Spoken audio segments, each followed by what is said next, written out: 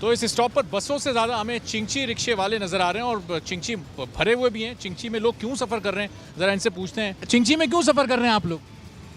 तो जल्दी पहुंच जाते हैं, 4 की टाइम लेती है। अच्छा जी, तो बस के आती नहीं है, बस में जगह नहीं होती? बहुत वेट करना पड़ता है। ये फौरी तौर पे आ जाती हैं, एक के पीछे एक आती है। किराए इसके मुनासिब है या बस के मुनासिब? नहीं, इसके मुनासिब है। और इसमें सीट भी मिल जाती है? जी जी, और जल्दी पहुंच जाते हैं। तो बस का इंतज़ार हम करते रहे लेकिन बस तो नहीं आई, तो मजबूरन चिंची रिक्शे में हम बैठे हैं। और ये चिंची रिक्शा, इसमें आप देखें कि पीछे के कंपाउंड में 6 लोगों के बैठने की गुंजाइश है। 3 लोग ऐसे, 3 ऐसे बैठते हैं। 2 लोग ड्राइवर अपने साथ अपने दाएं और बाएं भी बिठा लेते हैं। तो ये इसमें जो कुछ मुसाफिर मौजूद हैं, ज़रा इनसे बात करते हैं कि ये क्यों चिंची में सफ़र कर रहे हैं। अस्सलाम वालेकुम। वालेकुम अस्सलाम। आप चिंची में क्यों सफ़र कर रहे हैं? इस ट्रैक पर तो बहुत सारी बड़ी बसें, मिनी बसें, वो सब चलती हैं। कहाँ से आप आ रहे हैं और कहाँ आप किस मंजिल पर आपको जाना है? सर मुझे न्यू कराची जाना है, लेकिन काफ़ी इंतज़ार के बावजूद कोई इतनी बड़ी बस नहीं अवेलेबल थी कि मैं उसमें बैठ सकूं।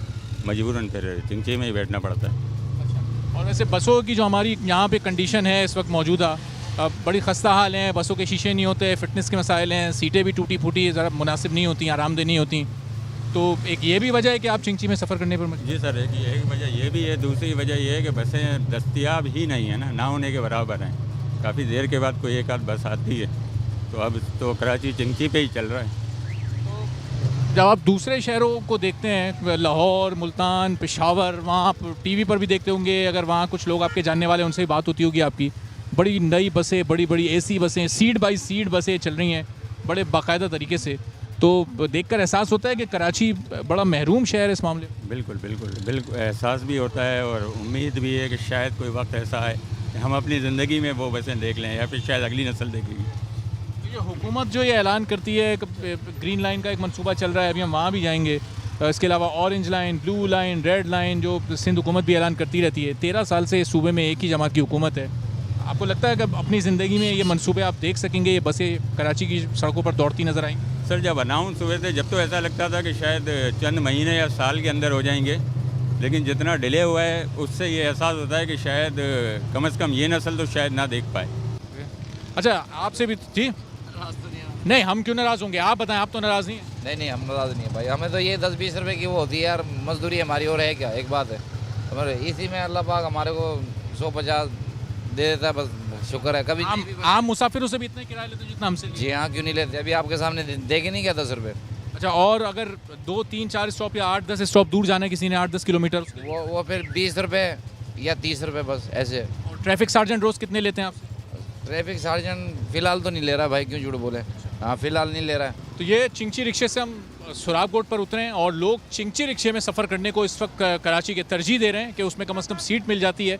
अब ये सुराब गोट है, यहाँ से जब हम आगे जाते हैं तो सुपर हाईवे, यानी ये शहर से बाहर जाने वाला रास्ता है और आगे जाके बहुत बड़ी तादाद में कोचेज़ भी खड़ी होती हैं, यहाँ चिंची रिक्शे भी आ रहे हैं। लेकिन जो सबसे कम हमें यहाँ नज़र आ रही हैं वो बसेस नज़र आ रही हैं। बसेस यहाँ बहुत कम है और जो सामने वाला हमारे ट्रैक है वो शहर का अंदरूनी रास्ता है, जो सुपर हाईवे से लोग अंदर आ रहे हैं और फिर आगे शहर की तरफ, यानी एम ए जिन्ना रोड और सदर की तरफ, लियाकताबाद की तरफ ये पूरा ट्रैफिक और लोग जा रहे हैं। तो ये वो शहर का दाखिली और ख़ारजी रास्ता है जहाँ आमतौर पर बहुत ज़्यादा रश भी होता है, ट्रैफिक का बहुत ज़्यादा लोड भी होता है। लेकिन यहाँ भी लोग घंटों बसों के इंतज़ार में, जब बस नहीं मिलती तो फिर वो मजबूरन चिंची में सफ़र करते हैं। एक मकाम से दूसरे मकाम पर उतरते हैं, फिर दूसरा चिंची लेते हैं या दूसरी बस लेते हैं और फिर वो अगले मुकाम तक जाते हैं, क्योंकि बहुत कम बसें और बहुत कम चिंची रिक्शे ऐसे हैं जो उनको अपनी एक मंजिल से दूसरी मंजिल तक ले जाने में कामयाब हो सकते हैं। अब यहाँ सुराब गोट से ये जो सड़क आगे की तरफ जा रही है मेरे सीधे हाथ पर, वो नागन चौरंगी की तरफ जा रही है। तो वहाँ जाएंगे और देखेंगे कि ग्रीन लाइन मंसूबा, जिसका आगाज़ 2016 में हुआ था और 1 साल में उसे मुकम्मल होना था, कई बार उसकी मुकम्मल होने की तारीखें दी गई हैं, लेकिन अभी भी वो नामुकम्मल है। अब वफाकी वज़रा की जानिब से कहा जा रहा है कि वो जुलाई में मुकम्मल हो जाएगा, कोई उसकी तारीख जून की दे रहा है, कोई अगस्त की दे रहा है। तो वहाँ पर चलकर देखते हैं कि लोग कितना उस मंसूबे की तामीर से परेशान हैं, उसमें ताख़ीर से लोगों को क्या मुश्किलात हैं, और जब वो मुकम्मल हो जाएगा तो लोगों को क्या क्या सहूलियात उससे मिल सकती हैं। और अब उसकी कॉस्ट भी, लागत भी बहुत ज़्यादा बढ़ चुकी है, क्योंकि 1 साल मंसूबा 5 साल का हो चुका है। तो चलते हैं, कोशिश करेंगे कि बस में ही सफ़र करें और वहाँ पर जाएं। तो ये कराची की सबसे मशहूर बस W11, जो आमतौर पे खचाखच भरी हुई होती है। अभी बाहर से भी हमने आपको दिखाया कि इसकी छत पे भी मुसाफिर सवार हैं। तो ज़रा इसमें बैठते हैं और कुछ मुसाफिरों से बात करते हैं। अस्सलाम वालेकुम। अस्सलाम। कराची की सबसे मशहूर बस W11 में आप सफ़र कर रहे हैं, इसका तो हमें फिर भी थोड़ी सूरत हाल कुछ बेहतर लग रही है, लेकिन जो दीगर बसें कराची की पूरी ट्रांसपोर्ट जो बसें मुतमईन है उसकी सूरत हाल? वंडी बंद हो गई, 4K बंद हो रही है, हम लोगों को बहुत परेशानी है। ये नसीम हुकूमत ने वादा किया था, हम लोग कहते कि हमने 400 गाड़ियाँ लेके आएंगे, अभी तक गाड़ी नहीं लेके आए लोग। और इमरान खान ने बोला था कि हम ग्रीन बस को स्टार्ट करेंगे, अभी तक स्टार्ट ही नहीं हुई है और इसको फ़ौरन स्टार्ट करना चाहिए। और आपका चैनल माशाल्लाह से अच्छा बोल चैनल। क्या समझते हैं आप, ग्रीन लाइन मुकम्मल हो जाएगा अभी? नहीं, मुझे कोई उम्मीद नहीं है किससे, सिंध हुकूमत से या इमरान खान से? सर चोर सब, एक चोर गया दूसरा आ गया बस। मैं सरजानी से जाता हूँ T10 में और रोज़ाना 60 रुपये जाता हूँ लियाकताबाद के। वो 60 जी एक फिर वापस आने के फिर 60? जी 60 रुपये। 120 यानी महीने के आप 6,500 रुपये किराए? जी आप बताएं ना आप। तो ये एक आम आदमी महीने के 6,500 रुपये सिर्फ चिंची और बसों की नज़र, आमदनी भी नहीं है जितनी किराए में चली जाती है। इतना ये कमाते भी नहीं है, उतना ये इन रिक्शों के और बसों के किरायों में दे देते हैं। अब हमने देखा था कि छतों पर भी कुछ मुसाफिर सवार थे। कंडक्टर साहब से भी थोड़ी बात करते हैं कि ये छतों पर क्यों मुसाफिर सवार हैं। अरे जब बसों में जगह मौजूद है अंदर, अभी हम देख रहे हैं सीटें भी हैं, खड़े होने की भी जगह, पर छत पे लोग क्यों बैठे हैं? साथ में बस शौक से बैठ जाते हैं। हवा खाने? हाँ, तो ये इस पे तो आपका चालान भी हो जाता है? खाली चलान 15 रोड पे होता है, इधर छूट है थोड़ी सी। जहाँ छूट है वहाँ फ़ायदा उठा ले। थोड़ा सा करना पड़ता है ना पेट के लिए, तो करना पड़ता है ना। तो ये ग्रीन लाइन मंसूबा बनाने की ज़रूरत आखिर पेश आई क्यों? इसकी वजह यह है कि कराची की आबादी जो कि मरदमशुमारी के मुताबिक 1,60,00,000 और जो दर हकीकत ये आबादी एक मोहतात अंदाजे के मुताबिक 2.5 से 3 करोड़ है। इस वक्त आप बस पर सड़क पर ट्रैफिक का एक हुजूम आप देख रहे हैं, मोटर बाइक्स गुजर रही हैं, गाड़ियाँ गुजर रही हैं, चिंची रिक्शे भी गुजर रहे हैं, इसके अलावा एम्बुलेंसेज भी गुजर रही हैं, लेकिन नहीं गुजर रही, हैवी ट्रैफिक भी गुजर रहा है, लेकिन पब्लिक बसें नहीं गुजर रही।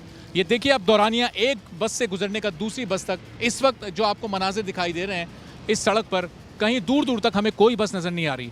इस दौरान बहुत सारे स्टॉप्स हैं जहां लोगों का हुजूम लगा हुआ है जो बसेस के इंतज़ार में हैं, और कोशिश उनकी होती है जब कोई एक बस आकर रुकती है कि वो तमाम के तमाम लोग उस बस में चढ़ जाएं, लेकिन उसमें बहुत महदूद तादाद में ही लोग चढ़ सकते हैं। वो दूर आपको एक बस आती दिखाई दे रही है, ये बस अभी यहाँ से गुजर जाएगी और उसके बाद आपने ये नोट करना है कि अगली बस कितनी देर में आती है। एक बस से दूसरी बस का ये जो दौरानिया है ये बहुत तवील होता है, ये स्टॉप पर खड़े लोगों के लिए बहुत अजियतनाक होता है।